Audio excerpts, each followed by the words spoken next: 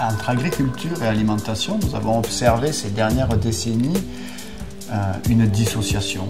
Pas vraiment un divorce, mais une dissociation entre agriculture et alimentation.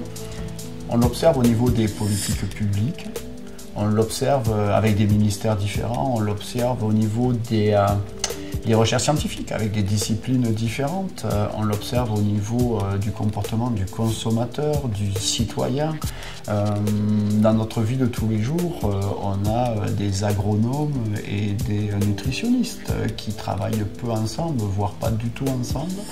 Donc il y a tout un tas d'indicateurs qui nous montrent que ces dernières décennies, nous avons observé que l'agriculture devenait un enjeu à part entière et l'alimentation comme un enjeu aussi, comme s'il était déconnecté de sa source qu'est l'agriculture. Qu'est-ce que nous pouvons faire ? Je crois que nous devons réinventer un système agri-alimentaire qui remet au centre des priorités la qualité, mais quelle qualité? On est passé par une étape où nous devions produire en quantité parce que notre humanité se transformait, parce que nous avions besoin quantitativement de pouvoir nous nourrir à notre faim.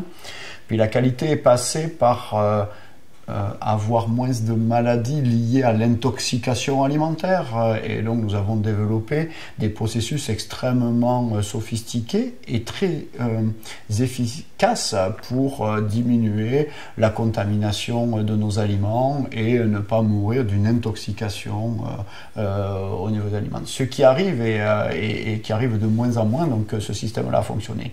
Sauf qu'il s'est fait au détriment, ou en tout cas ne prenant pas compte de la qualité nutritionnelle de nos aliments de façon plus fine. Et on voit aujourd'hui qu'entre abondance et une certaine élaboration de nos aliments, on a l'apparition de maladies métaboliques, on a l'apparition de nouvelles maladies liées à l'alimentaire.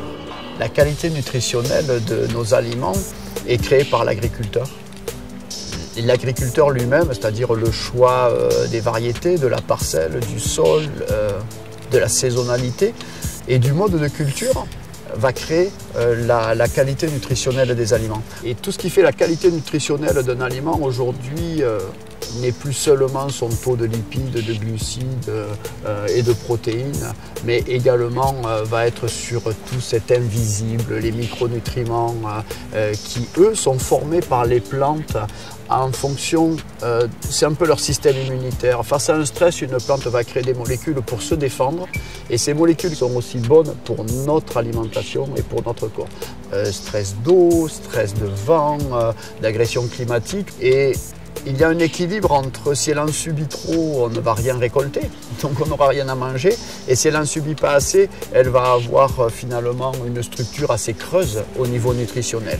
Donc notre rôle est aujourd'hui d'encourager au maximum les modes d'agriculture et peut-être construire un nouveau système agricole, cette transition agricole qui va vers la prise en compte non pas des seuls éléments de rendement ou d'accessibilité en termes de prix, où l'agriculture a bien répondu à ces enjeux-là, mais de qualité nutritionnelle, parce que c'est ce qui fait aujourd'hui la santé de l'humanité.